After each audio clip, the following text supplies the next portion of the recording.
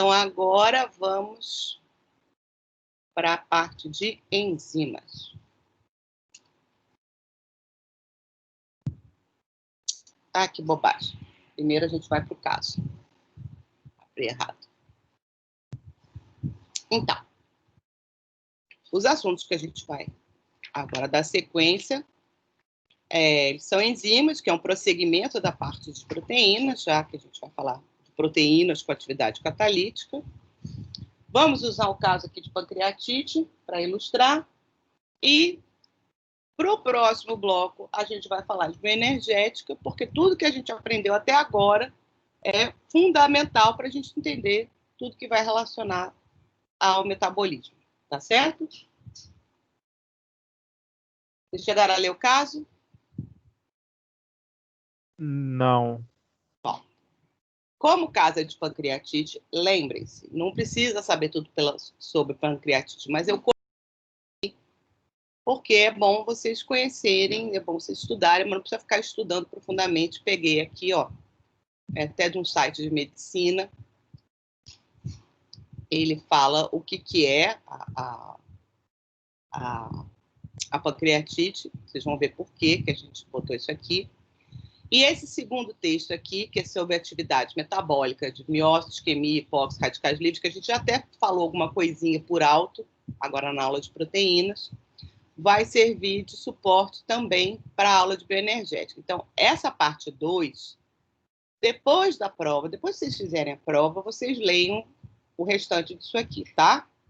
E aí pode ler o capítulo do livro, que eu também recomendei, o 6 e o 13. Mas para a prova de agora, só leio essa parte de pancreatite para poder saber um pouquinho mais sobre o caso que está relacionado à pancreatite, a enzimas, que é o caso de pancreatite, e enzimas de valor diagnóstico, marcadores de lesão tecidual. Aí, de novo, o caso 1 é referente, então, à parte de enzimas. O caso 2 já é referente à parte... Não, mentira. O caso 2 também fala de enzimas, uma coisa linkada à outra, porque eu faço isso, mas não precisa ler ele agora não, porque eu também vou deixar ele para quando a gente falar de bioenergética, tá? Então, mesma coisa. Leiam o caso 1 e façam a atividade do portfólio, que é referente somente ao caso 1. Não botei atividade para o caso 2. E aqui a gente tem 3 videozinhos. Vocês assistiram os videozinhos? Sim ou não? Não, Pro. Ai. Eu mando antes. Vocês, por favor, quando eu mandar os roteiros de aula, assistam os vídeos. São vídeos curtos, de 2 minutos, 5 minutos, máximo, sei lá, 10 minutos. E eles são vídeos introdutórios. É legal, assim, porque eles são bem genéricos, né? Uma coisa, dá um panorama geral. É legal para introduzir vocês ao tema, tá? Então, preste atenção daqui por diante. Quando eu botar o roteiro, eu geralmente boto o roteiro na segunda ou na terça. Peguem pelo menos os vídeos para ver, tá? Vídeo, 2 vídeos. A aula, quando vocês forem estudar, dê uma olhadinha neles. São vídeos bacanas, selecionados pela professora, ok? Que vão abordar o tema. Muito bem, então vamos lá. Caso de pancreatite aguda. Por que é que eu boto esses casos? Você viu que agora a gente já começou a entrar em casos mesmo, né? Porque eu quero que vocês tenham muito claro isso, que foi o que eu acabei de falar na aula de amiloidose. Sem conhecimento das bases moleculares de qualquer ser vivo, não é possível se compreender totalmente o processo celular. Quando se trata de atividade, a gente está falando de atividade biológica em humanos, tão mais grave é isso. Sem entender a parte molecular, você não entende a parte celular, você não entende a parte tecidual, você não entende a parte de órgãos, de sistemas e o que está acontecendo no organismo. O que a medicina fazia até século passado? Olhava aquilo que estava ao seu alcance, né? Que era o ser humano. Então, ele observa sinais externos. Com o advento da bioquímica, que é uma ciência relativamente nova, começou a se poder investigar um pouco mais profundamente essa parte molecular. E aí surgiram os primeiros exames bioquímicos. O que são os exames bioquímicos? Vão avaliar moléculas bioquímicas do seu organismo. Aonde se avalia? Em geral, a gente começou fazendo análise de sangue, de urina. Hoje já tem exame de saliva, exame de esperma e várias outras coisas, né, que permitiram fazer diagnósticos cada vez mais precisos sobre o que estava acontecendo com a pessoa. Mas a gente jamais pode se esquecer que uma molécula está dentro de um organismo altamente complexo, como é o organismo humano. Então, que uma falha em uma proteína é suficiente para desencadear um processo que vai afetar todo o organismo. Então, como eu acabei de mostrar com relação ao cérebro, você tem uma patologia cerebral, aí você vai para o neurologista. Só que ele está afetando o cérebro que está conectado a todo o seu organismo, mandando fazer uma série de coisas. Você vai ter uma série de alterações que não são mais do cérebro, mas são de coisas que o cérebro tinha que mandar fazer e não está mais mandando. Então, a gente sempre vai ter, se a gente quer ser um bom médico, se a gente quer ser um bom profissional de saúde, se a gente quer ser um bom biólogo, a gente tem que saber sempre que as coisas estão conectadas e uma coisa nunca é separada da outra.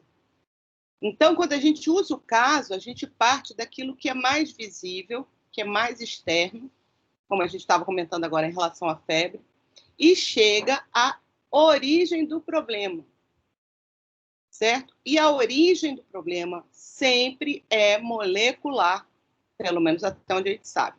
Não vou nem entrar no mérito de subatômico, de influências energéticas transcendentais, tá? Hoje, em termos do que a gente tem hoje de conhecimento científico, a gente precisa. E vocês viram que a gente ainda está muito aquém do que a gente precisa saber. Muita coisa já se avançou, a gente já tem tratamento para uma série de coisas, mas tem várias coisas que permanecem em aberto. E aí chegamos no caso de hoje, que vai nos fazer relação com essa coisa de proteínas, de enzimas, de bioquímica clínica, e a gente alguns detalhes específicos dessa proteína tão bacana, que são as enzimas. Pancreatite aguda. Uma mulher branca, obesa, de 42 anos de idade, foi levada ao hospital por seu marido às 6 horas da tarde. Ela reclamava de ataque agudo de fortes dores no seu quadrante superior direito da superfície abdominal. Ok? Então, aqui a gente tem uma localização anatômica. A gente está falando do macro. E a gente está falando de um sintoma. Fortes dores num ataque agudo. O que é um processo agudo? O que a gente chama em medicina de processo agudo? Repentino? Algo que... Então, que ele surge de repente, e o que é mais? É outra característica. A intensidade, talvez? Exatamente, a intensidade. Então, é uma coisa que surge de repente e vem com uma intensidade muito violenta. Então, uma dor aguda é aquela que você está sentado, de repente dá aquela pontada na cabeça e acha que vai até desmaiar, né? Então, é a mesma coisa. Ela está lá muito bem, acabou de fazer a refeição, daqui a pouco dá uma dor na barriga, que ela não sabe o que é, mas tem a vantagem que ela conseguiu ainda localizar. Qualquer coisa na superfície abdominal já é complicado, porque a região de tórax e abdômen, principalmente no abdômen, tem um monte de coisa dentro, né? Várias vísceras, vários órgãos. Saber identificar exatamente o que está acontecendo. E a dor é um sinal clássico de processo que inflamatório. Concordam? Vocês sabem quais são os sinais clássicos da inflamação? Dor, febre. Isso. Só sei isso. Dor, calor, rubor, tumor e perda de função. Vocês não sabem, anotem aí. Dor, calor, que é a febre, tumor, que é o inchaço, rubor, que é a vermelhidão, e perda de função. Eles podem surgir separadamente ou todos ao mesmo tempo. Mas isso vai de acordo com a progressão da inflamação. Um amigo meu brincava que era dor, calor, rubor, tumor e Nabucodonosor. Então, toda vez que eu tenho que falar isso, eu lembro dele. Muito bem. Então, ela está com dor, uma dor que piora com a realização de movimentos, mais um motivo para você achar que ela está com um processo inflamatório. Parece pálida e suada. Isso aqui é a resposta central. Estar pálida no rosto significa que ela teve o fluxo sanguíneo direcionado para outro lugar. Ela está suada porque ela está passando dor, ela está em estresse. E uma resposta central ao estresse é suor. Taxa respiratória, 34 respirações por minuto. Como é que eu sei se isso é alto, baixo, médio, mais ou menos? Eu olho sempre os valores de referência. Guardem isso para suas vidas. O que é o valor de referência? O valor de referência é aquele onde a maior parte da população responde dentro de uma faixa. Tá? A gente nunca tem um valor se tratando de biologia, a gente não tem valor único para nada. A gente tem valores de referência porque eles sempre são dados uma faixa que tem um mínimo e tem um máximo. De 12 a 20 respirações por minuto ou inspirações por minuto é considerado uma taxa respiratória normal. Se for 11, ela está hipoventilando. Se for 21, ela já está hiperventilando. Ela estava com 34. Então, como é que ela estava? Hiper ou hipoventilando? Muito. Hiper. Isso. E pouco profunda, claro, né? Tá respirando rápido, então ela tá fazendo. Concorda?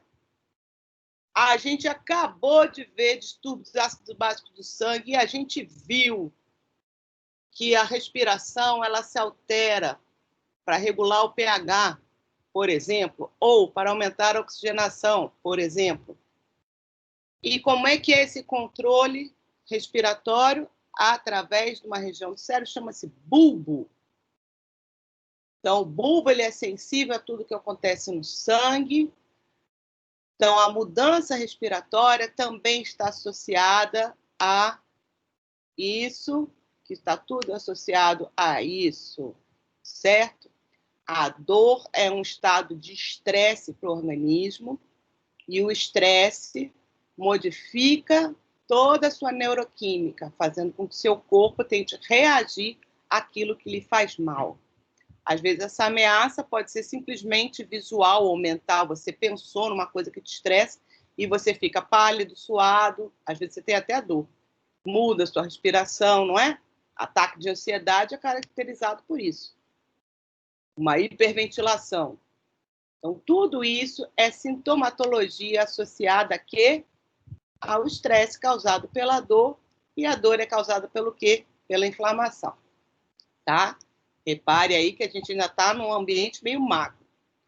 Diz que sente dor ao respirar profundamente. Mais uma boa dica do que? Localização da dor. Já disse que é no quadrante superior direito. Se ela faz força para respirar, piora a dor. Então, é porque aperta, lembra que piora com realização de movimentos? Piora com realização de movimentos.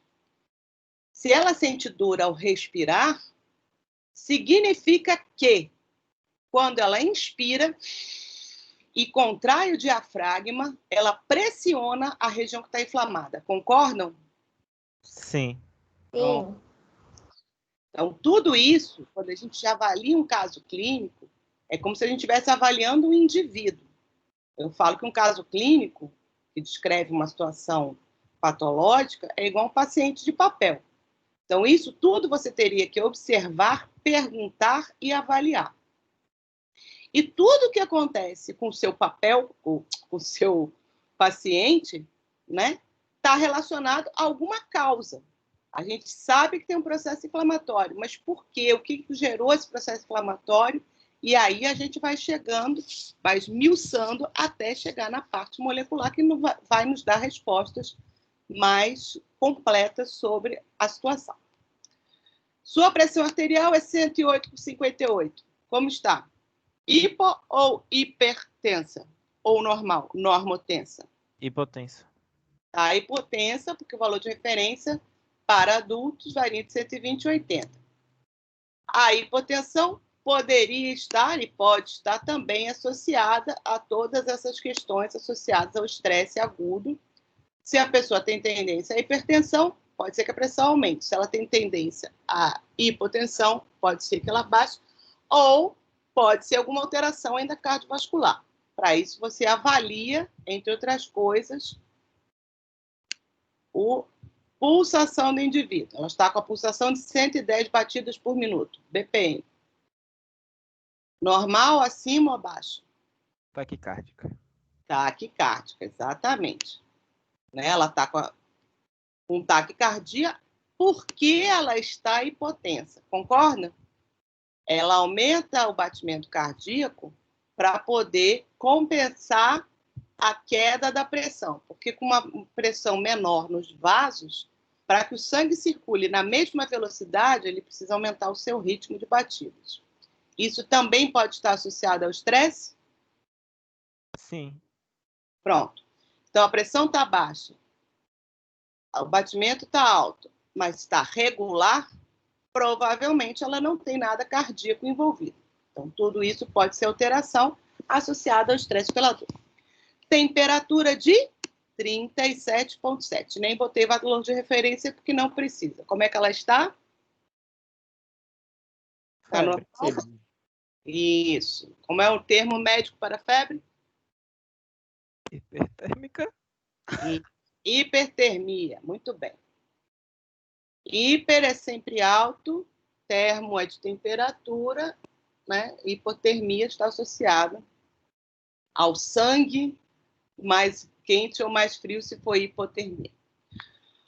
O médico nota seu abdômen rígido e sensível à palpação. O que é esse abdômen rígido? Ele está o quê? O que significa estar com o abdômen rígido? Ela está com inchaço, tumor. Olha lá. Dor, calor, tumor, certo? Sinais clássicos de inflamação. Sensível à palpação, porque está inflamado. Alguma dúvida que ela estava com inflamação? Não, mas nenhuma dessas informações aqui nos diz a respeito a qual a origem da inflamação, ok? Mas, em se tratando de quadrante superior da superfície abdominal, se faz uma recomendação que nada seja dado por via oral. Por quê? Há uma grande localização de órgãos associados ao sistema digestório. Então, você deve impedir que ela faça qualquer uso de alimentos nesse momento, porque eles podem agravar ou mascarar essa situação toda. Coloca-se um tubo nasogástrico. O que é um tubo nasogástrico? Naso é de nariz, gástrico de estômago. Então, você coloca um tubo pelo nariz que vai até o estômago, para quê? Para a aspiração contínua do conteúdo estomacal. Para que isso? Bom, se ela tomou um veneno que podia causar dor, você já começa a aspirar. Se ela tentou se matar, tomou algum remédio, você já aspirou. Se ela está com algum processo inflamatório intestinal ou gastrointestinal, você impede que qualquer alimento passe, inativando, assim, é uma forma de você parar o sistema digestório de funcionar, certo? Um catéter intravenoso dentro da veia é colocado e a paciente começa a receber uma solução salina e de glicose. Para quê? Glicose é para ela não ficar com hipoglicemia, já que você retirou o alimento e não quer que ela se alimente para poder tratar, mas aí você não vai deixar ela ficar hipoglicêmica, senão você vai ter outro problema. E a solução salina é para poder manter o equilíbrio eletrolítico e a hidratação, certo? Até aqui tudo bem? Continuamos sem ver nada relacionado à origem do problema. Tá certo? Tem aqui alguma dúvida? Tudo Perguntando. certo. Não, perfeito. Pronto. Uma colangiografia intravenosa é realizada. O que é uma colangiografia intravenosa?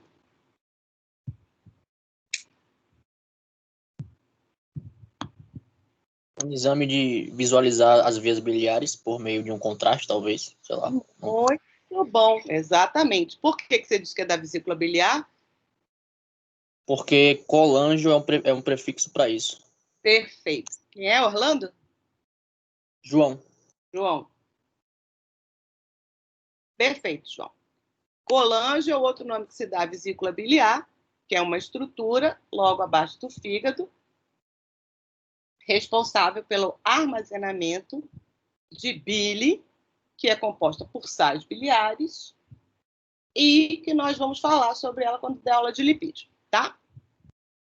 Grafia, como ele diz, são exames de imagem. Então, uma colangiografia é um exame de imagem da vesícula, porque, aí ele mesmo já diz aqui no caso, em razão de possibilidade da doença de vesícula biliar. Qual é a doença de vesícula biliar mais comum? litíase Isso. Explica aí, João, o que é litíase? é a formação de um cálculo, que é uma pedra, que pode obstruir a via biliar que leva até o intestino, a bile. E aí a pessoa pode ter pancreatite a partir disso. Porque isso. Pode falar, continua. Não é isso. E aí o pâncreas ele começa a se autodigerir. As enzimas que ele produz para digerir o alimento que vão até o intestino delgado começa a digerir o próprio órgão. E isso causa a inflamação, que é a pancreatite. Exatamente. Perfeito. Muito bem. Então, feito o exame, o que eles vão olhar? O ducto biliar, que é o que já vai justamente levar a bile, como ele falou, de dentro da vesícula para a região do duodeno, no intestino, e ele está normal, ou seja, não tinha obstrução. E aí, como ele já adiantou, por que se faz essa avaliação? Porque uma das principais causas de pancreatite, e pelo todos os sintomas que a gente viu acima, é logo das primeiras desconfianças, quando se tem uma dor aguda nessa região do quadrante superior direito, geralmente é pancreatite. Então, geralmente, a pancreatite é gerada por conta da litíase biliar, que é essa formação de pedra na vesícula, como as pessoas falam comumente. Mas, como eles fizeram o exame e não viram nada obstruído, os resultados não foram conclusivos. Então, eles não puderam afirmar que ela estava com litíase biliar. Mas, aí entra a bioquímica clínica. Se não houvesse, íamos ter problemas. Resultados laboratoriais mostram o quê? Elevação de amilase sérica. O que é amilase sérica? Quer dizer sérico. Que tá no soro. A amilase Exatamente. que corre no sangue. Exatamente. Então, foi detectado a presença de amilase no sangue dessa paciente. E essa avaliação é feita no soro, que é a parte líquida do sangue, ok? Então, se viu uma elevação de amilase sérica com um aumento menor de lipase. A ausência de um histórico anterior de úlcera péptica. O que é úlcera péptica? Vocês sabem? Provavelmente é uma lesão causada pelo aumento de peptídeos ou alguma coisa assim? Não. Úlcera péptica é úlcera do estômago, na região do estômago. Por que Úlcera péptica, é uma lesão. péptica, professora? Ah, não sei. O que chama péptica, eu não sei. A gente pode investigar depois. Úlcera, tudo bem, mas péptica? Talvez seja a pepsina, que é uma das enzimas do estômago, né? Pode ser. Pode ser. Pode ser que o nome venha daí. Mas a úlcera é uma ferida. Úlcera é sinônimo de ferida, né? E a úlcera no estômago, ela provoca uma dor muito grande também. Geralmente tem outros sinais, tipo, pode haver sangramento, vômitos, etc., que ela não estava apresentando aqui. Como ela não tinha nenhum caso de úlcera ou de gastrite mesmo, aí, pelo resultado, eles chegaram à conclusão, então, que era pancreatite aguda. O que definiu que era pancreatite aguda? O resultado laboratorial. 2 semanas depois, contudo, a paciente mostra-se assintomática, ou seja, passou a dor, normalizou a pressão, a respiração, etc., etc., tudo que a gente viu acima, e grande parte dos valores laboratoriais voltam ao normal, ou seja, os valores de amilase e de lipase se normalizaram no sangue. Contudo, o nível de glicose sanguínea, ou seja, a glicemia, em jejum, continua elevado por 3 semanas. E o nível de glicose após a refeição, que é a glicemia pós-prandial, continua a ser alto, quer dizer, maior do que o normal, por mais um mês. Pergunto, qual a relação da glicemia com a pancreatite que ela observou? O pâncreas é a glândula que produz a insulina. Então, se você tem problema na liberação de insulina, você tem problema na glicose. É, por aí.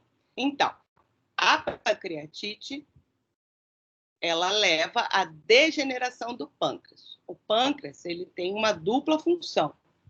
Ele produz ele tem tanto uma função exócrina quanto uma função endócrina.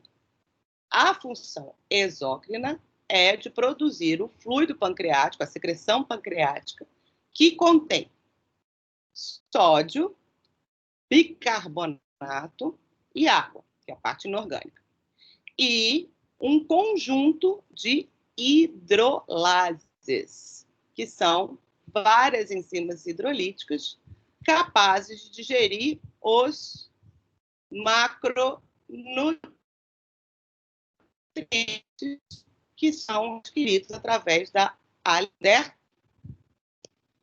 Só que na porção endócrina do pâncreas, ou seja, então essa secreção exócrina é liberada para fora do corpo. Como assim fora do corpo? Vai para o intestino, porque o intestino, para a luz do intestino é a parte aberta, né? O sistema digestório começa na boca e termina lá no ânus. Então, essa é a parte aberta do nosso corpo para o mundo exterior, tá? Por isso que ela é exócrina, é para fora de dentro da parte interna do corpo. A função endócrina é para dentro, para dentro do organismo é a parte hormonal. Então, no pâncreas, a gente tem várias células especializadas que se localizam numa região chamada ilhotas de Langerhans, e essas ilhotas, a gente vai falar bastante delas agora na próxima unidade, são responsáveis por liberar hormônios com diferentes células, células alfa, células beta, células gama, células delta, e as células alfa e beta produzem glucagon e insulina. Glucagon na célula alfa e insulina na célula beta. E a insulina é responsável por ativar o transporte de glicose nas células que são dependentes de insulina. Quando você não tem insulina ou diminui a quantidade de insulina, os colegas vão falar disso, os colegas falarem de diabetes, o que vai acontecer? As células que têm transporte de glicose dependente de insulina não vão funcionar. E onde é que a gente tem isso? Principalmente nas células musculares de todo o corpo e nos adipócitos, no tecido adiposo. Ora, as outras células não dependem de insulina, elas captam glicose. Mas como o tecido muscular é o que está em maior quantidade no organismo, o que vai acontecer? Os músculos sem insulina não serão capazes de captar glicose. E com isso, ela vai permanecer no sangue. Glicemia é a quantidade de glicose no sangue. Se a glicose não entra na célula, permanece no sangue. Significa aqui, no caso, que a pancreatite afetou, degenerou o pâncreas de tal forma que afetou a produção de insulina por até 1 mês, visto que o transporte de glicose foi comprometido e ela ficou com hiperglicemia. Tá certo? 3 meses mais tarde, a vesícula da paciente é removida por cirurgia. O que significa? Que ela teve litíase biliar, no entanto, o cálculo que fez obstrução e provocou a pancreatite, que levou à autodigestão do pâncreas, afetando inclusive a parte hormonal, por isso ela teve menos insulina, o pâncreas se recuperou, porque isso continuou por 1 mês, mas depois se resolveu. Então, ela melhorou da pancreatite porque o pâncreas conseguiu se regenerar depois de 1 mês. 3 meses mais tarde, eles removeram a vesícula, por quê? Porque ela deveria ter uma propensão maior à formação de cálculos. E se ela tivesse outro episódio de pancreatite, poderia ser mais grave. Pancreatite, ao contrário do que as pessoas têm ideia, é bastante grave. 1 a cada 10 pessoas morre de pancreatite aguda. Tá? Então, para evitar esse mal maior, se remove a vesícula, porque a vesícula armazena a bile, mas não é ela que produz a bile. Quem produz a bile é o fígado. Então, a gente vai ter uma capacidade menor de digestão associada a gorduras, mas vai continuar tendo porque a gente tem fígado ainda. Mas evita-se que a pessoa venha a ter outra crise de pancreatite que pode ser fatal. E ela tem um fator de risco que é obesidade. E a idade já adulta, né, já não tão jovem, isso tudo pode fazer com que ela tivesse outro caso de litíase e outra crise de pancreatite. Tá certo? Então, agora, vamos... Até aqui tudo bem? Podemos entrar na enzimologia.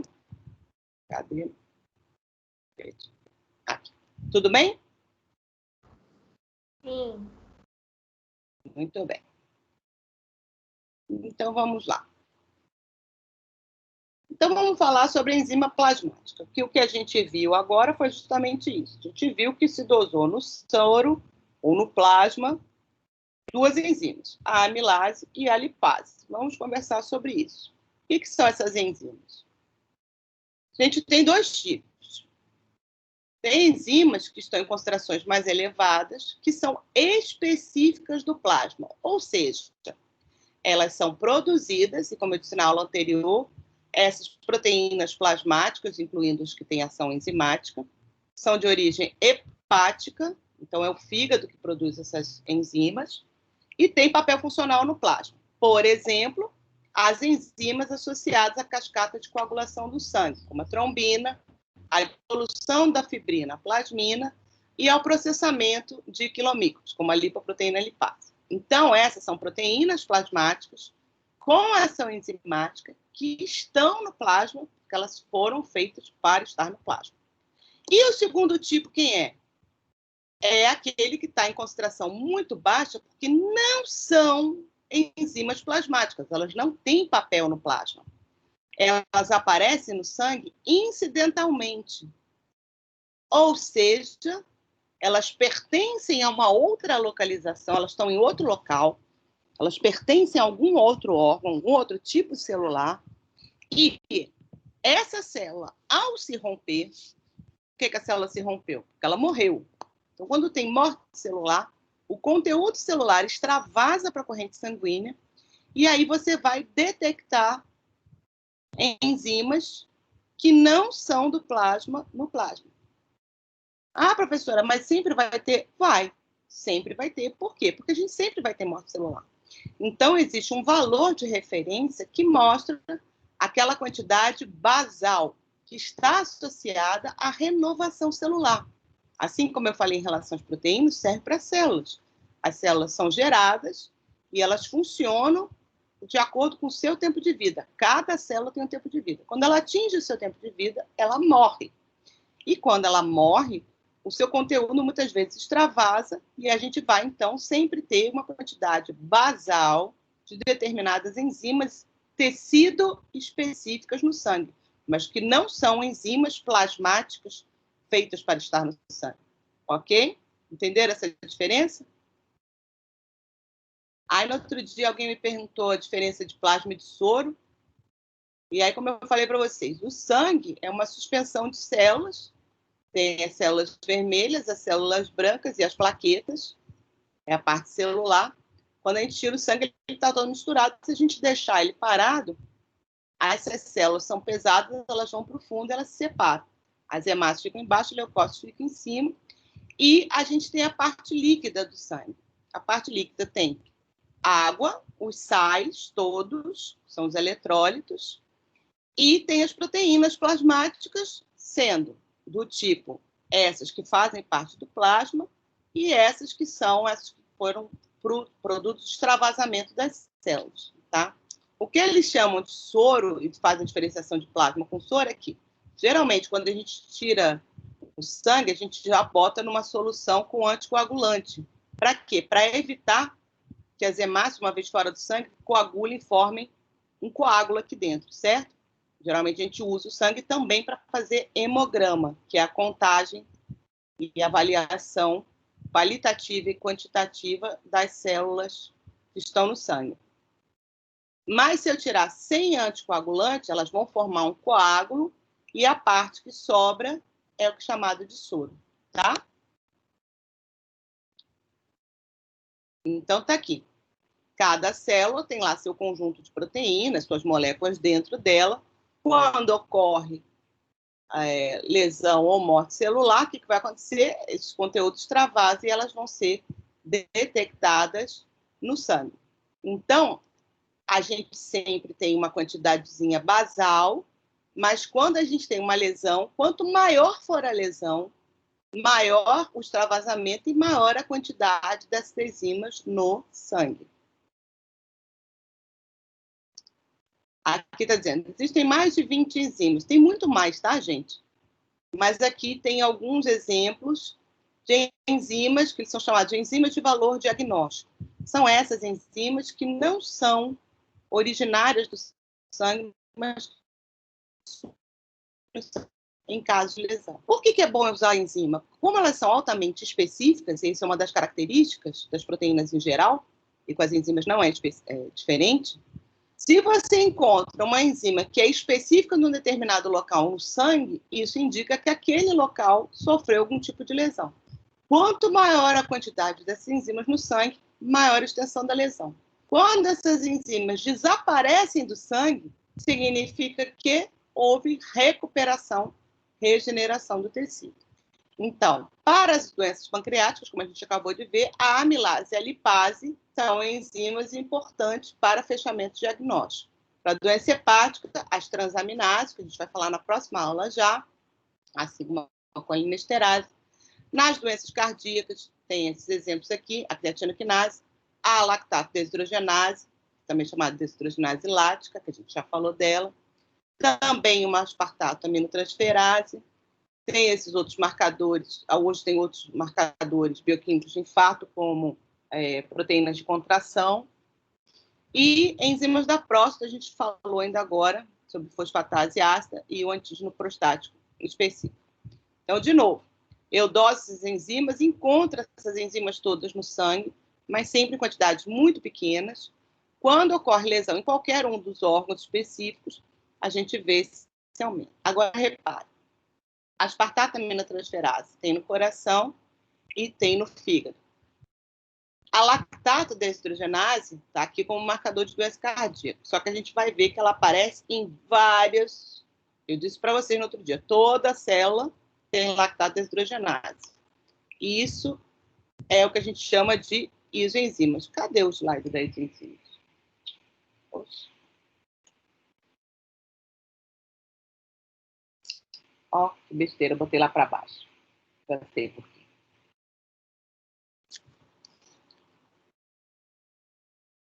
Vou falar mais na frente. A amilase, que a gente acabou de ver, ela pode estar presente no sangue, e está em quantidades pequenas. A maior parte é de origem pancreática, mas ela também está presente nas glândulas salivares. Por quê? São nesses dois locais que a gente tem a produção de amilase. A amilase que está nas glândulas salivares, a gente chama de amilase salivar, e a que está no pâncreas, a gente chama de amilase pancreática.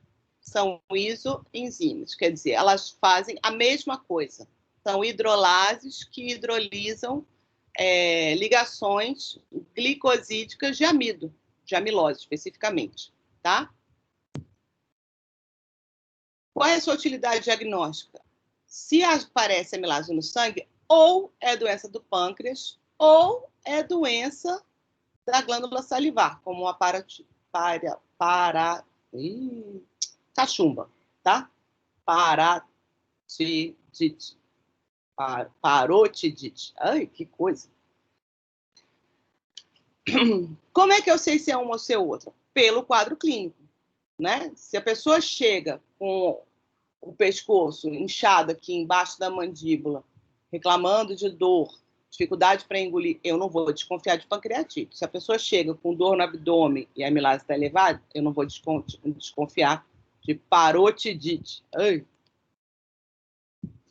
Já a lipase, ela é produzida principalmente pelo pâncreas. Então, se apareceu lipase no sangue, a gente pode afirmar que é alguma doença do pâncreas, provavelmente pancreatite, tá?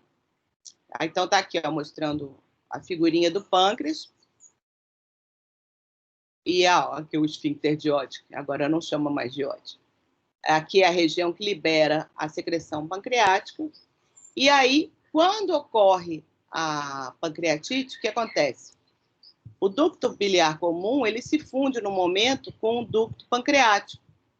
E a obstrução pode fazer com que haja um refluxo da secreção pancreática para dentro do pâncreas. Como a secreção exógena do pâncreas é toda de hidrolases e acidrolases, hidrolisam macromoléculas, a gente também é feito de macromoléculas. Essas enzimas, elas geralmente estão na forma inativa até atingir a luz intestinal. Mas se elas permanecem presas dentro do pâncreas, elas podem provocar a autodigestão do pâncreas, que vai gerar o processo inflamatório. Aqui está a estrutura da lipase, bonitinha. Outras doenças que podem gerar o surgimento de lipase no sangue são cânceres, por exemplo, como aqui no caso, um câncer de pâncreas, um tumor na cabeça do pâncreas. Então, essa combinação das duas enzimas, de amilase e lipase, elas permitem um melhor diagnóstico. Cerca de 20% dos casos de pancreatite aguda vivem de amilase normal e lipase isoladamente elevada. Então, mesmo quando a amilase está normal, a lipase está elevada, com certeza é pancreatite, tá? Então, ela é um marcador enzimático mais eficiente até que a própria amilase. Nas parotidites agudas, a amilase pode se apresentar elevada e a lipase não vai se alterar porque a parótida não produz lipase, tá? E aqui está uma glândula parótida normal e ela fica inchada. Você vai, às vezes o inchaço vai chegar até essa região aqui, tá? Então, a gente já vem falando sobre isso, que são enzimas, são essas proteínas que fazem catálise das reações biológicas de todos os seres vivos.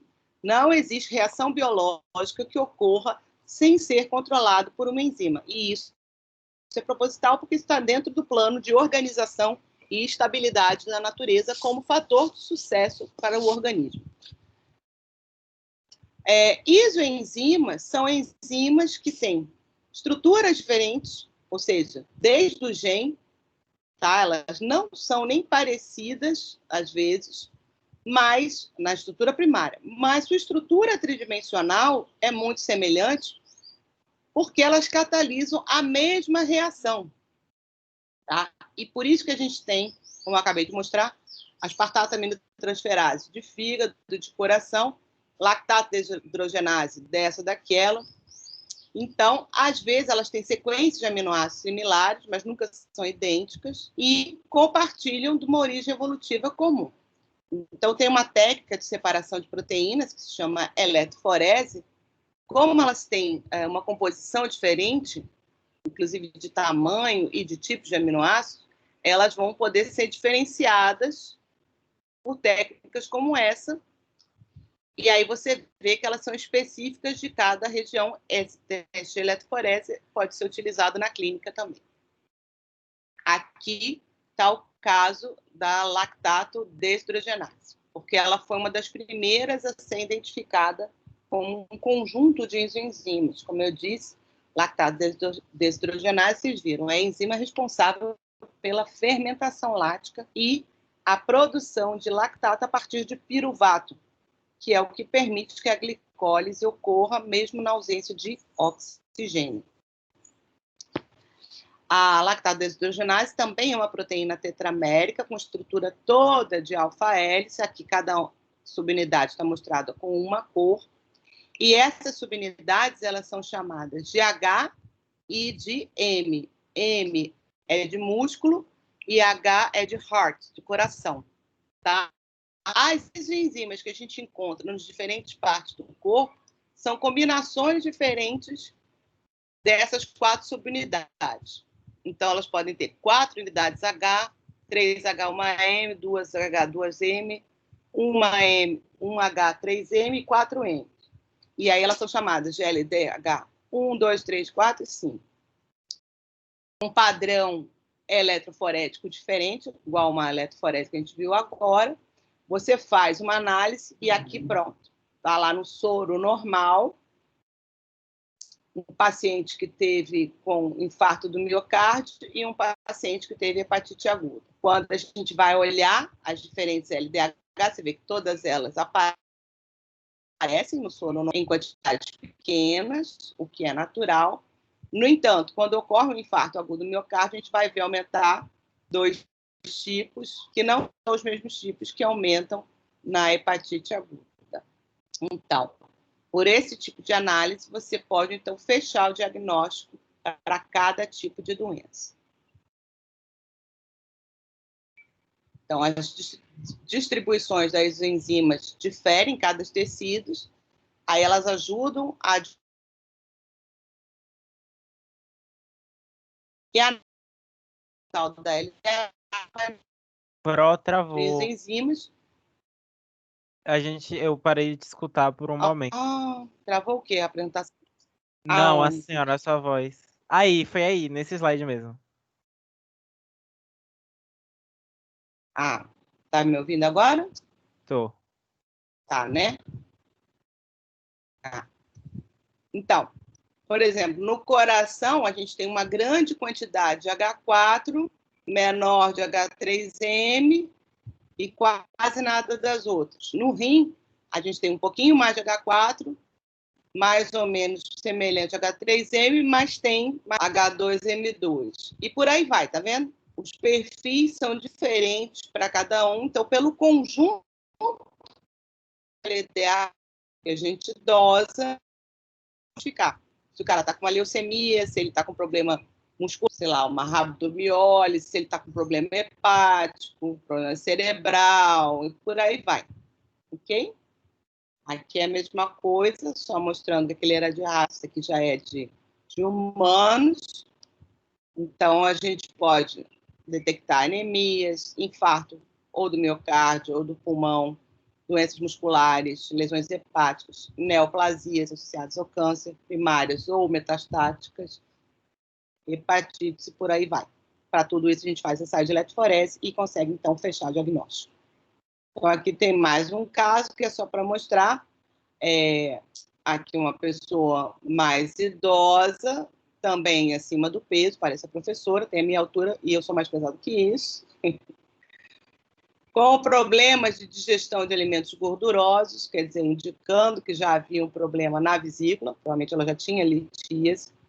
Toda vez que comia excesso de gordura, ficava mal naseada com estufamento, então isso associado à disfunção lá na vesícula. Apresentava diarreia, sendo esteatorreia, às vezes vômitos. Esteatos quer dizer gordura, então é a eliminação de gordura pelas fezes, indicando, corroborando o problema na vesícula biliar.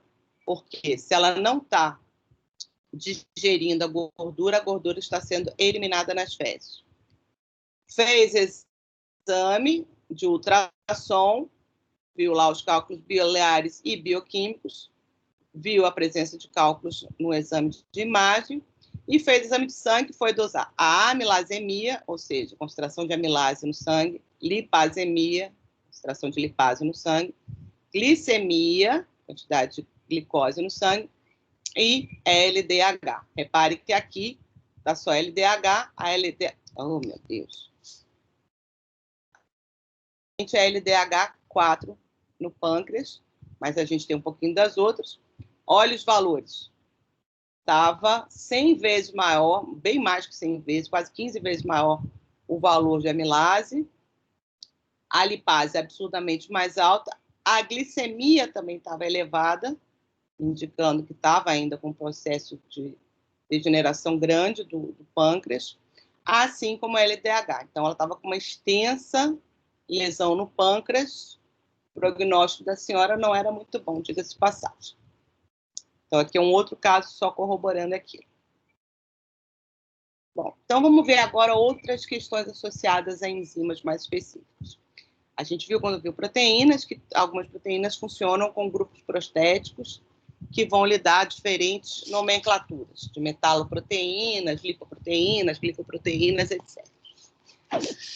As enzimas, que também são proteínas, né, podem ter associados a elas alguns grupos específicos na sua composição ou grupos que vão se associar a essa proteína. Então, ela não está ligada covalentemente, mas ela vai se associar obrigatoriamente para que a enzima funcione, para a atividade da enzima é dependente ou de um cofator ou de uma coenzima. Qual é a diferença? Alguns livros vocês vão encontrar um dos nomes só, ou cofator ou coenzima, para as duas coisas. Alguns outros autores diferenciam o cofator como sendo um íon metálico, cobre, ferro, potássio, magnésio, manganês, molibdênio, níquel, zinco, e as coenzimas geralmente associadas a moléculas orgânicas, tá? Que são quase todos derivados de vitaminas, tá? A biocina é derivada da biotina, coenzimado ácido pantotênico, vitamina B12, B2, a niacina, que faz o NAD do ácido nicotínico, tudo aqui são vitaminas importantes, porque na ausência destas substâncias, você não terá como ter a atividade dessas enzimas. Então, repare, ainda que dê tudo certo na síntese de uma proteína, ainda que ela se enovele corretamente, se essa proteína for uma enzima que dependa de uma coenzima, na ausência dela, ela não vai funcionar.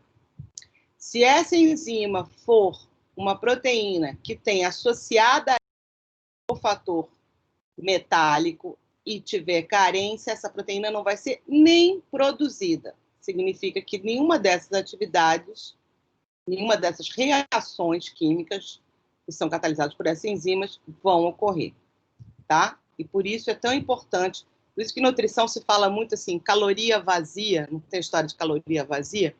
A gente fala, esse alimento não é nutritivo. É porque ele tem caloria, ou seja, ele fornece energia, um alimento rico, por exemplo, em açúcar, mas não tem nenhum desses outros microelementos, micronutrientes, que são fundamentais para a saúde. Então, o indivíduo, às vezes, por um problema nutricional, o cara está obeso e desnutrido do ponto de vista, não de peso, mas sim do ponto de vista nutricional mesmo. Assim, ele está com carência nutricional, tá? Pro, Oi. o que diferencia a coenzima cofator de grupo prostético ela não está ligada covalentemente ou a coenzima cofator é considerado um grupo prostético? Grupo prostético é um termo que a gente usa genericamente para qualquer proteína e geralmente ele está associado à proteína, tá? Sempre. Então, por exemplo, o ferro, ele aparece nos grupamentos M, que tem, por exemplo, no citocromo. Então, o grupamento M é o grupamento prostético. E o grupamento M é formado com esse cofator, que é o ferro. Tá? Nesse caso, o grupamento M do citocromo, o citocromo é uma enzima. E a atividade está ali associada a isso. No caso da hemoglobina e da mioglobina, são proteínas transportadoras de oxigênio, elas não são enzimas. Então, essas 3 enzimas têm grupamento prostético com ferro. Só que a única que é enzima, as que são enzimas, são a citocromo oxidase, catalase e a peroxidase. Então, como elas são enzimas, aqui a gente vai chamar isso de cofator. Entendeu? É só porque se a proteína é ou não é uma enzima. Se ela não tiver atividade enzimática, a gente só vai se referir a grupamento prostético. É questão de nomenclatura só. Você entendeu? Entendi. Mais ou menos. O que você não entendeu? Calma, então, basicamente, repete. Grupamento prostético é um grupamento que não é peptídeo, não é formado por aminoácidos, tá? Ele é formado por uma outra substância que pode ser um lipídio, um glicídio, pode ser um metal, pode ser um outro grupamento orgânico e faz parte da proteína. A proteína, ela não é... Você não pode dizer que a proteína é nativa na ausência do grupamento prostético, tá? No caso de uma coenzima, por exemplo, a coenzima, às vezes, é como se fosse um grupamento prostético. E às vezes não, ela é uma coisa solúvel, uma outra substância que está solúvel, que se gruda à enzima de forma não covalente, e aí a enzima consegue fazer sua reação. Se aquela substância não estiver presente na solução, a reação não vai acontecer, mesmo que a enzima esteja com sua estrutura perfeitinha. O que eu estou falando com relação aqui aos cofatores é que esses cofatores, eles estão ligados à proteína, como num grupamento prostético, tá? Só que quando a proteína tem atividade de enzima, geralmente se fala que esses metais são cofatores. É só questão de nomenclatura, tá? Entendi. Então, o grupo prostético é sempre constitutivo, quer dizer, ele dá a proteína. E depois que a proteína é sintetizada, ela tem que sofrer um processamento pós-tradução para a adição daquilo, senão ela não forma a proteína nativa. Aqui, nesse caso, quando é uma coenzima, às vezes você tem até a proteína nativa, mas se falta uma coenzima que seja solúvel, a enzima não vai funcionar. Então, por exemplo, se eu dosasse a enzima que está lá, que a gente está vendo, no sangue, ela ia estar na forma normal, mas a gente não ia ver a atividade dessa enzima. E por quê? Porque está faltando o cofator dela, a coenzima dela. E sem a coenzima dela, ela não vai funcionar. Você pode ter quanta enzima for. Entendeu? Entendi, agora entendi. Obrigado, Pro. Então, eu tenho uma deficiência de ácido fólico, que é o folato, na minha nutrição. Aí, sem isso, eu não produzo tetrahidrofolato. O tetrahidrofolato, ele é indispensável para a ação das oxigenases. Quais? Todas as oxigenases do seu organismo. São enzimas que adicionam oxigênio. Então, sem tetrahidrofolato, nenhuma oxigenase do seu organismo vai funcionar. Então, você pode sair dosando as oxigenases, elas vão estar todas lá, na sua estrutura normal, funcional, mas nenhuma delas vai funcionar, porque você está com carência de tetrahidrofolato. Você entendeu? Entendi. No caso de enzimas que têm cofatores metálicos, se eu tiver ausente, por exemplo, está faltando cobre na minha alimentação. Se eu for dosar citocromo oxidase, ela pode estar diminuída no meu organismo. Por quê? Na falta de cobre, a enzima não vai ser nem produzida.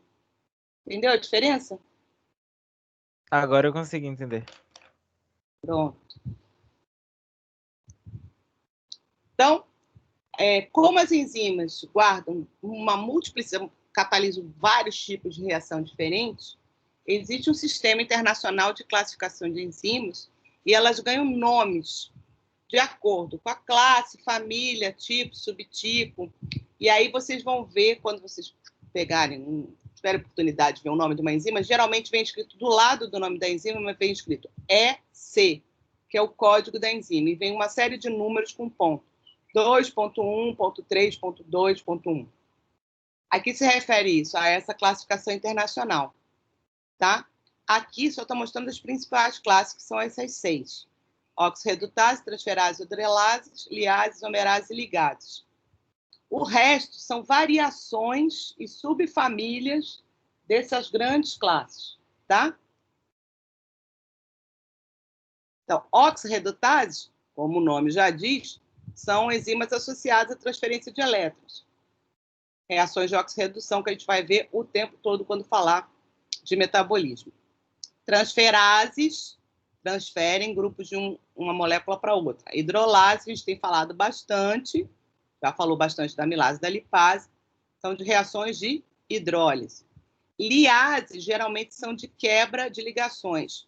Pode ser carbono-carbono, carbono-oxigênio, carbono-nitrogênio, vários outros tipos. Também pode ser de adição de grupos a ligações duplas. Então, ela quebra a ligação dupla adicionando alguma coisa. Rompimento de anéis. Isomerases são enzimas associadas à isomerização de substâncias, que é importante. A gente viu, por exemplo, que tem isômeros D e L dos aminoácidos. Isso é importante, inclusive, para o enovelamento proteico. Por exemplo, a prolina, ela sofre isomerização. Ela tem uma troca quando ela está na cadeia. E isso é um passo limitante do enovelamento das proteínas que têm prolina. Então, essa prolioisomerase é considerada uma chaperonina. Por quê? Porque através dessa isomerização, ela promove o enovelamento correto da proteína. A ausência dessa enzima faz com que ela não seja enovelada corretamente. Tá? As ligases, como o nome já sugere, favorecem ligações. Então, vocês veem que, na bioquímica, sempre há uma tentativa de nomear as coisas. A gente tem coisas com nomes antigos, como a gente acabou de ver, citocromo, não sei o quê. O citocromo oxidase é porque o nome é um nome muito antigo que permaneceu, que era um pigmento colorido porque tem um metal dentro. Mas eles não sabiam o que era esse pigmento. Depois que descobriram que era uma proteína, e depois descobriram que era uma enzima, e depois descobriram que era uma oxidase, que é um tipo de oxirredutase. Mas, no geral, os nomes das enzimas sempre terminam em ase, com algumas exceções desses nomes antigos. E a substância que vai ser modificada, ou o produto que ela vai gerar, está com o nome antes. Então, por exemplo, a lactato desidrogenase é a enzima que está envolvida na produção de lactato, mas ela atua sobre o piruvato. A piruvato desidrogenase está envolvida na reação em cima do piruvato. E aí a gente só estudando para saber, mas não precisa decorar nome nenhum, não. Bom, como a gente falou em relação a proteínas, as proteínas elas têm uma série de regiões, né, de cavidades. Essas cavidades são chamadas todas de sítios de ligação, em relação especificamente a enzimas, onde ocorre a catálise, a gente chama de sítio ativo, que tem uma estrutura perfeitamente adequada para a realização da catálise. Tá? Então, uma enzima ela sempre faz o quê? Transformação de uma substância, que é o seu substrato, que é o que vai ser modificado, em um outro produto.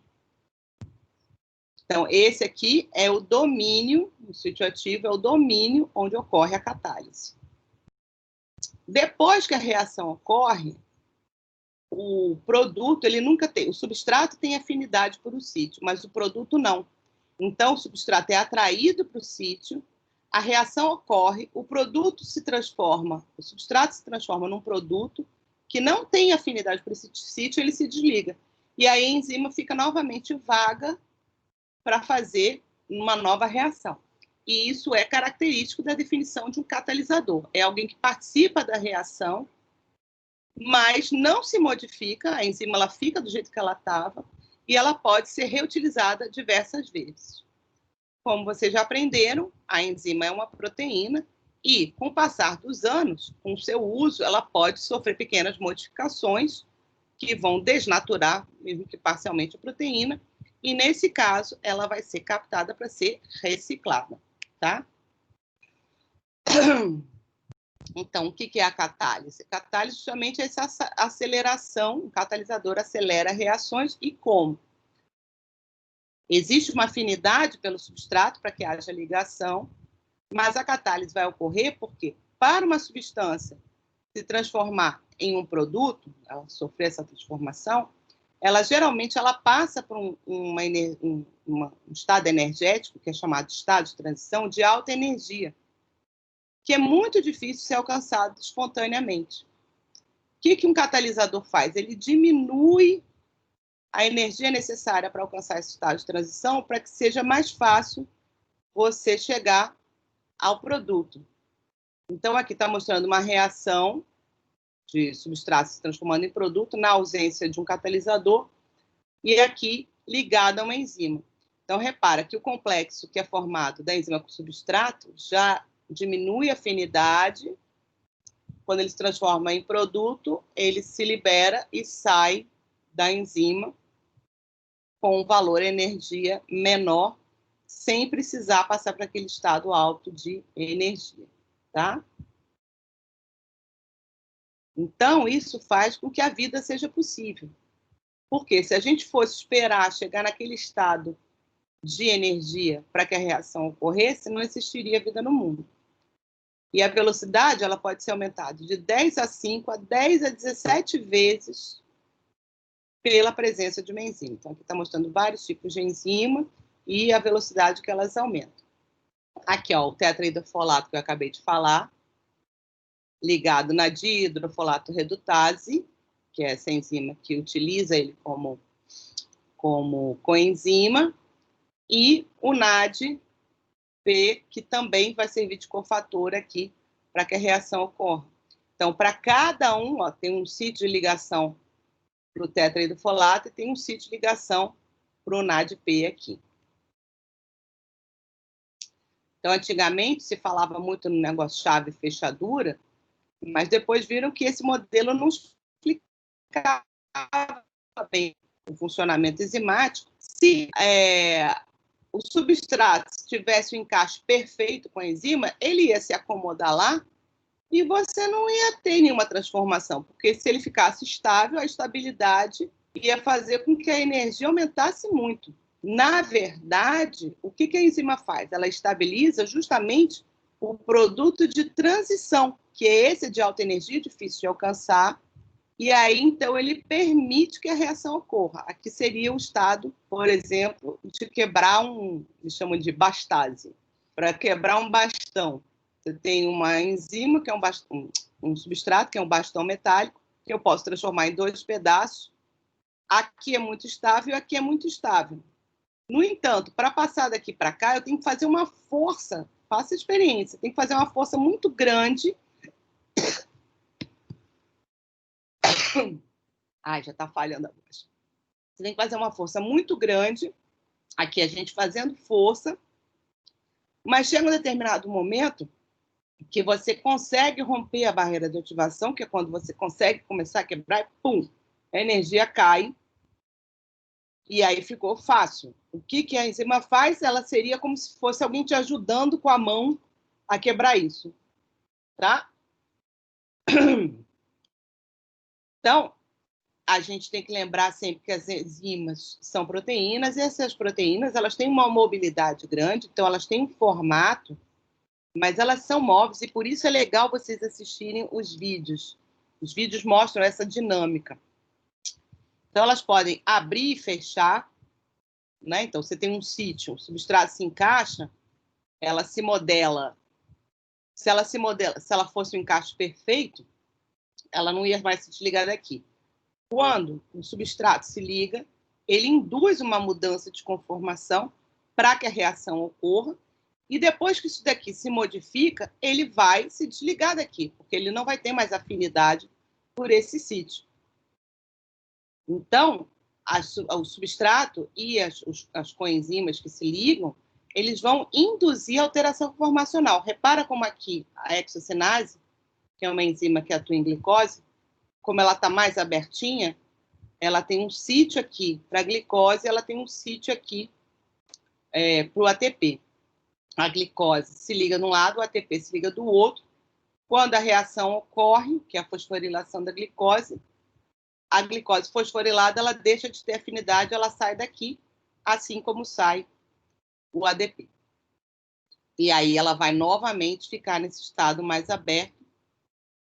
Quando ligar de novo, ela fecha, se aproxima, tem a reação, perde a afinidade e se liberta. E aí, graças a essa mobilidade, é possível, então, controlar a atividade dessa enzima. Você pode dizer exatamente quando uma começa a funcionar e quando ela para de funcionar. E é possível, então, fazer tanto a inibição da atividade da enzima, que também pode ser chamada de modulação negativa. A gente vai ver. Então, as inibições, elas são caracterizadas de acordo com a ação do inibidor. Quando a gente fala de inibição, a gente fala tanto para o funcionamento normal da enzima, como a gente também pode estar falando com relação a tratamento e intoxicações. Quando é que a gente tem um problema, por exemplo, um envenenamento. O envenenamento ele pode ser porque o veneno é um inibidor da enzima. Venenos que têm antídotos, quer dizer que você consegue reverter a inibição. Venenos que não têm antídoto, quer dizer que a inibição é irreversível. Essa inibição ela pode ser competitiva, e quando é que ocorre isso?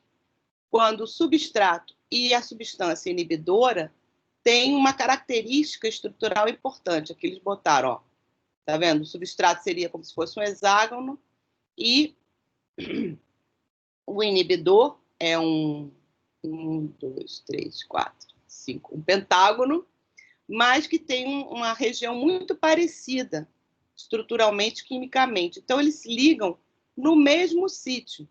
Só que, como o substrato se liga e vai ser transformado e vai perder afinidade, tudo bem, ele liga e desliga. O inibidor não, ele vai se ligar e a reação não vai ocorrer, porque essa enzima não é capaz de modificar esse inibidor. Se eu aumentar a quantidade de substrato, eu vou competir pela ligação ao sítio, e aí eu consigo reverter essa inibição. Quando a gente tem uma inibição não competitiva, que agora é chamada de incompetitiva, e eu acho horroroso, a inibição se dá de forma diferente. O inibidor não precisa ter uma estrutura parecida, mas ele precisa ter um sítio, então tem uma outra região da molécula que, quando eu ligo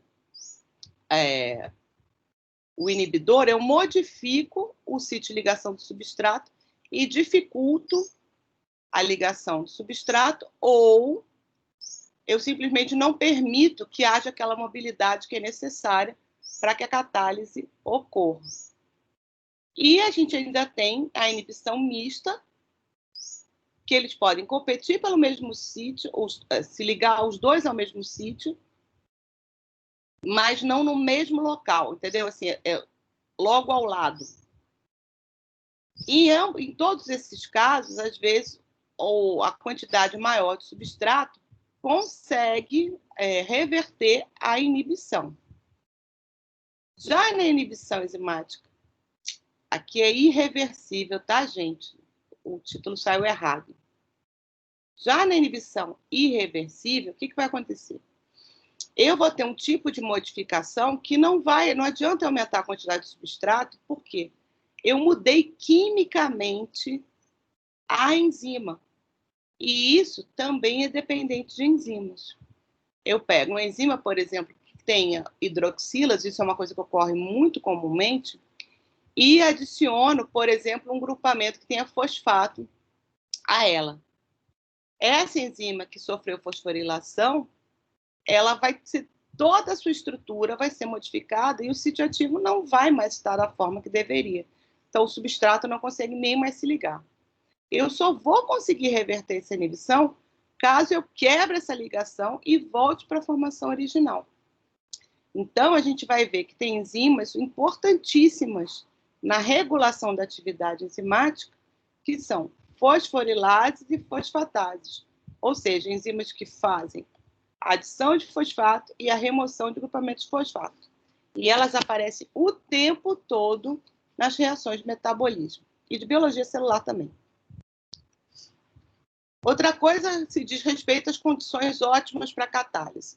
O que é isso? São condições onde a estrutura da proteína, que é a enzima, está na sua melhor forma possível.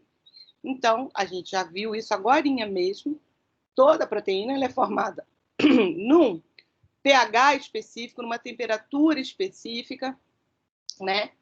E isso, geralmente, quando ela tiver com a sua estrutura perfeita, é onde ela vai ter o seu máximo de atividade. Quando a gente fala temperatura ótima, pH ótimo para avaliação, para atividade enzimática, isso, na verdade, é o pH, a temperatura ótima, por exemplo, onde a proteína tem as condições de estar com a sua estrutura perfeita. Aqui está mostrando, por exemplo, a pepsina, que é uma enzima que está presente no suco gástrico, cujo pH costuma ser inferior a 3. Então, seu pH ótimo varia de 1 até 3, que é onde ela está com a estrutura perfeita. Por quê? Porque ela foi sintetizada para funcionar nessa faixa de pH. Então, esse é seu pH ótimo. Sua estrutura está perfeita aqui. Se eu pegar a pepsina e seguir com ela, por exemplo, para o intestino, onde vai haver neutralização do suco gástrico, ela perde completamente a atividade. E é o que acontece. Então, a pepsina ela só é ativa dentro do estômago. Quando ela se encaminha para o intestino, ela perde a atividade e, na verdade, vai ser digerida com os outros componentes da dieta.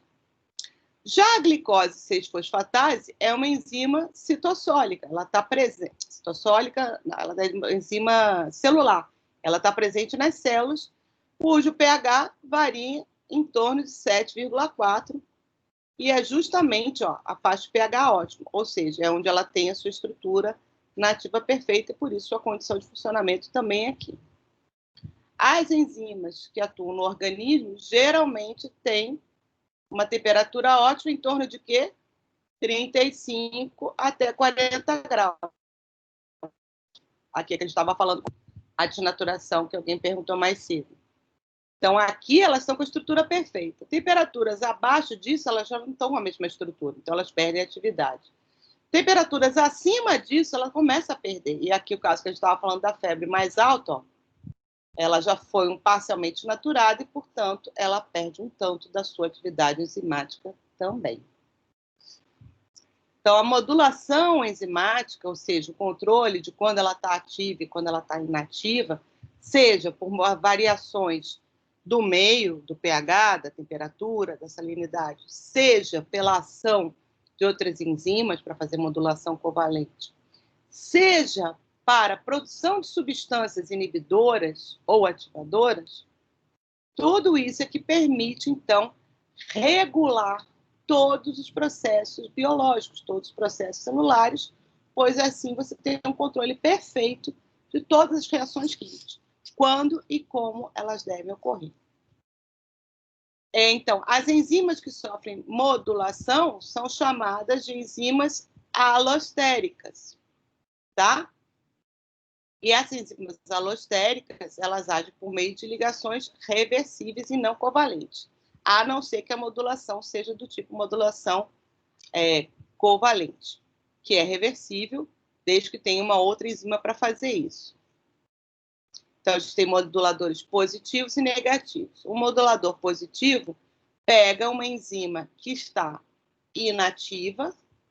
Quando o modulador se liga, ele induz a mudança da estrutura, a mudança de conformação, e aí o sítio ativo, que não estava ativo, inativa nessa estrutura, quando o modulador se liga, ele passa a se tornar ativo e a enzima, então, pode funcionar.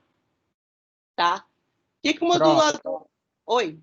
Então, uma coenzima, por exemplo, ela seria uma espécie de modulador? Não. Não.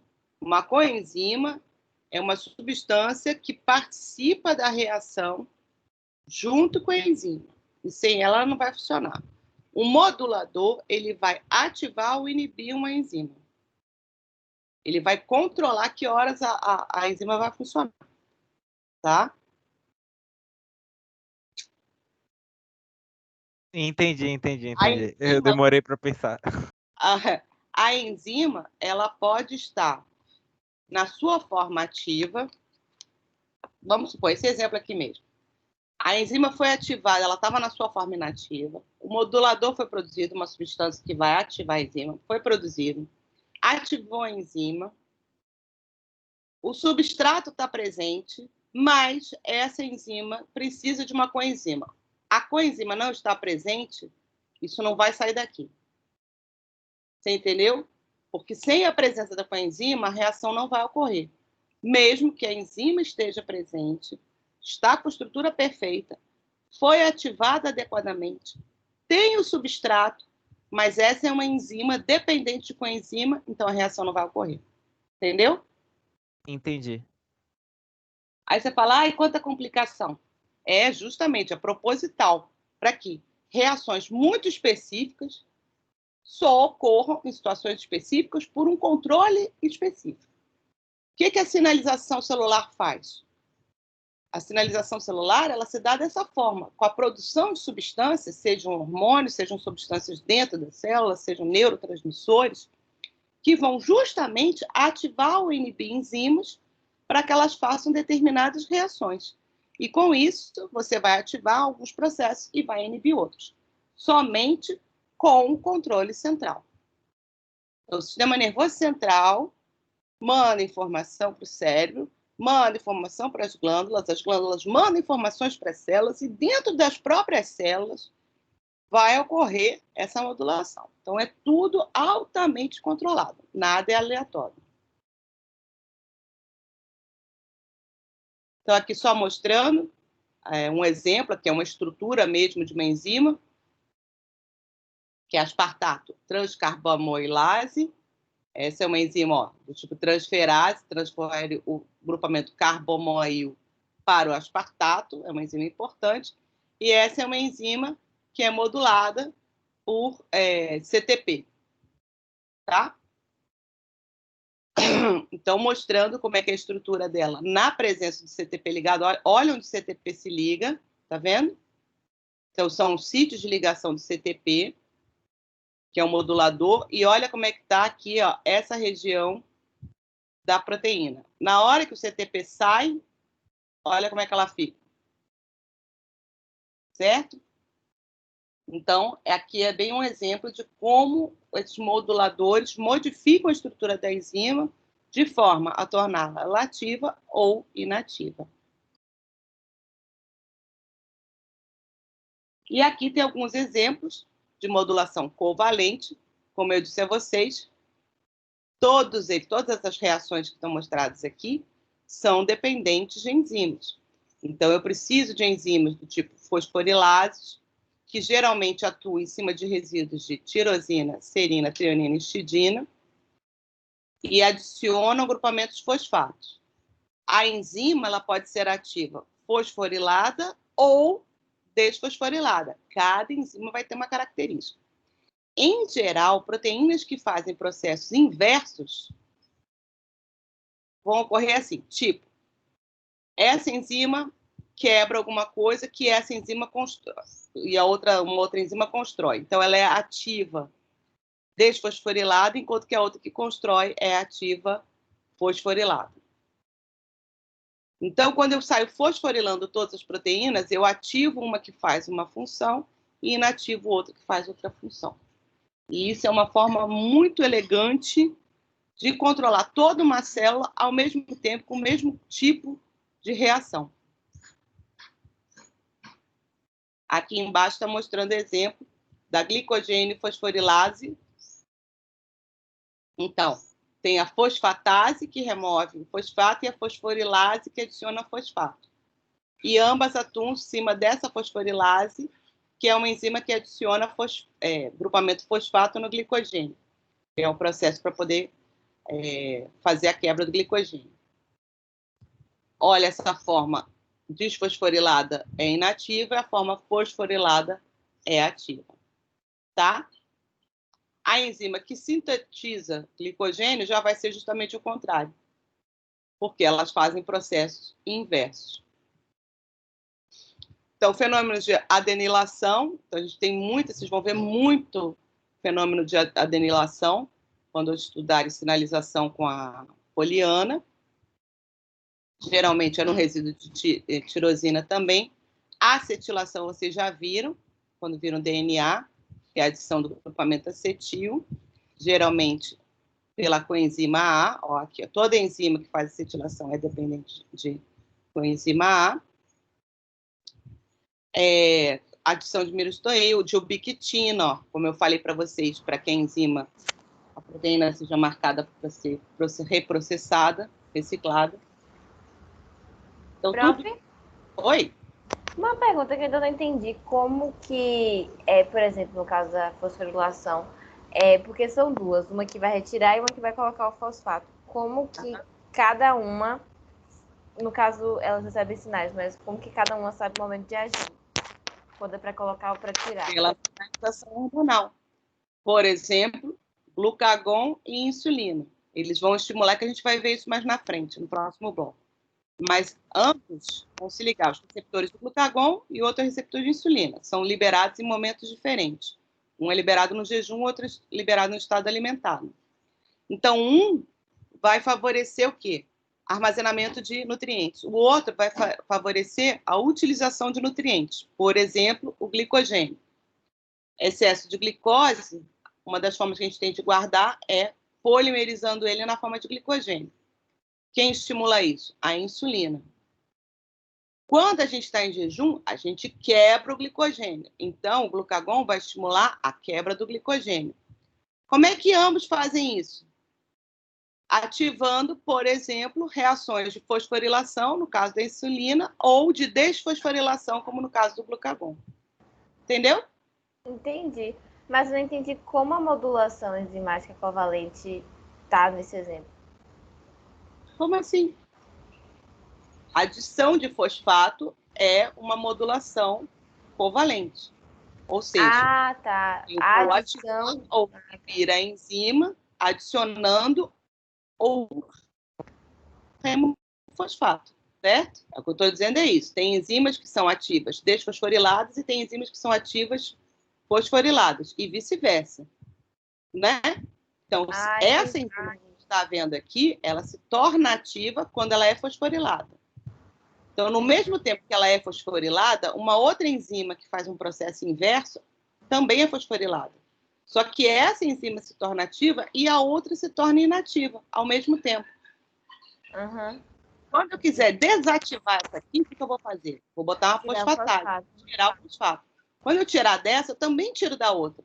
E a outra que estava inativa se torna ativa e essa se torna inativa. Entendeu? Sim. Então, ao mesmo tempo, o mesmo sinal, eu ativo um grupo de enzimas e inativo outro grupo de enzimas. Entendeu? Então, eu vou ativar ou desativar por meio das ligações covalentes da enzima, né? Né, isso. Porque quando eu adicionar, toda vez que eu adiciono, seja de forma covalente, ou seja, ligando, mesmo que uma interação intermolecular, eu modifico a estrutura. Esse exemplo aqui está mostrando é isso aqui, ó. É a mudança de estrutura. Sim. Tá vendo? Sim. Aqui, esses núcleos estão fechados, aqui eles estão abertos. Essa enzima tem uma atividade e essa enzima tem outra. Tá certo? Elas não têm a mesma atividade porque a estrutura é diferente. Então, o que se liga aqui, aqui não pode se ligar. Ou o que se liga aqui, aqui não pode se ligar.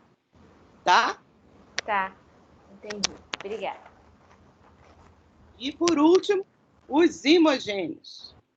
Como eu disse lá no início, com o caso de pancreatite, eu disse, No pâncreas, a gente tem enzimas digestivas para digerir todos os componentes macromoleculares que vêm na dieta, todos os macronutrientes. Mas nós também somos feitos de macromoléculas.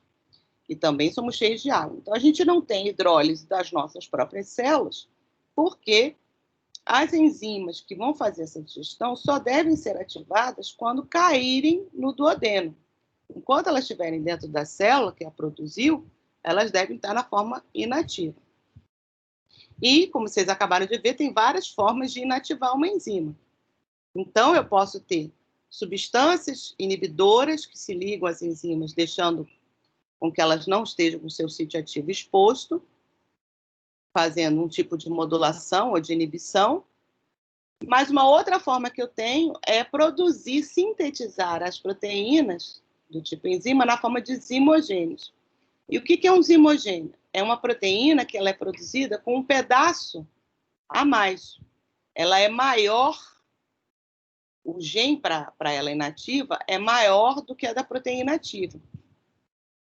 E para que ela funcione, eu preciso de uma outra enzima, no caso uma protease específica, que vai quebrar ela em uma região, libera um peptídeo, que também vai ter uma atividade, e torna aquela protease, por exemplo, ativa. A própria protease, no caso da quimotripsina, ela ainda pode se autoquebrar e ainda gerar fragmentos com atividades diferentes. E, ao final, as proteases todas se digerem e são reabsorvidas. Olha que bonito. Então, assim é para o quimotripsinogênio e assim é para o tripsinogênio. Essas duas proteínas são proteases super importantes, produzidas no pâncreas, que só devem sofrer essa ativação quando chegarem na luz do intestino. No caso da pancreatite, o que ocorre? Como elas permanecem muito tempo presas dentro do pâncreas, elas começam a sofrer uma autoativação. E, em se tornando ativas, elas começam a digerir as enzimas, as proteínas do próprio pâncreas. E isso, então, leva à lesão pancreática, que vai levar, então, à liberação do seu conteúdo para o sangue e que a gente consegue detectar pelos exames. Aqui está mostrando as aspartato proteases gástricas, como a pepsina. A pepsina, então, é uma protease que é específica para quebrar em resíduos de aspartato. Ela também é produzida na forma de zimogênio, ou seja, com um pedaço a mais. O que está mostrado aqui em verde tem 43 aminoácidos. Então, essa é a forma inativa da pepsina. Quando eu quero ativar, o que eu preciso? De uma protease que quebre esse fragmento e tire ela daqui. Então, a pepsina é produzida na forma de pepsinogênio, ou seja, com esse pedacinho a mais. É o zimogênio da pepsina. Como o pepsinogênio é liberado no ácido clorídrico, é liberado no suco gástrico, que é rico em ácido clorídrico, ele vai começar a desnaturar e vai expor o sítio de clivagem desse peptídeo que inativa a pepsina.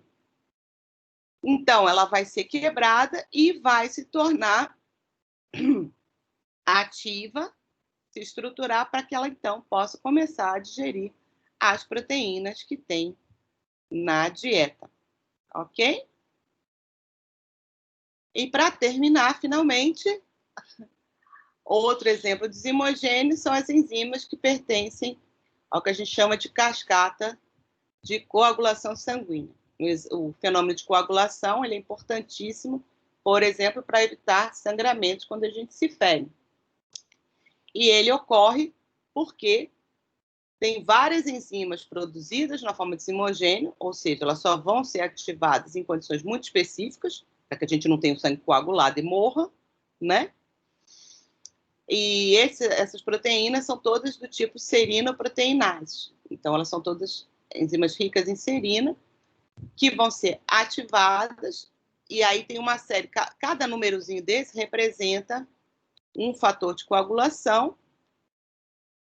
Fibrinogênio é um zimogênio, essa cascata vai convergir para a conversão de protrombina em trombina, e o fibrinogênio também vai ser transformado em fibrina.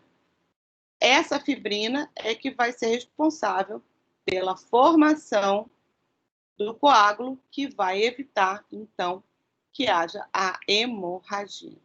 Assim como o plasminogênio, também o zimogênio, também vai ser quebrado e vai formar a plasmina, junto com a fibrina, formam o coágulo e evitam que você sangre até morrer. Certo? E c'est fini. Ai, cansei. Meu Deus, 6h10. Então, agora eu vou parar a gravação de novo. E agora que eu vi que tem mensagem no chat, eu vou responder. E a gente dispensa quem não tiver dúvidas. E quem tiver dúvidas e quiser ficar mais um pouquinho, eu tiro as dúvidas, mas vocês vão me dar 10 minutos para almoçar. Que tudo que eu comi até agora foi uma torrada com queijo. Certo? Certo, bro. Certo, pro bichinha, vai comer. Tadinho.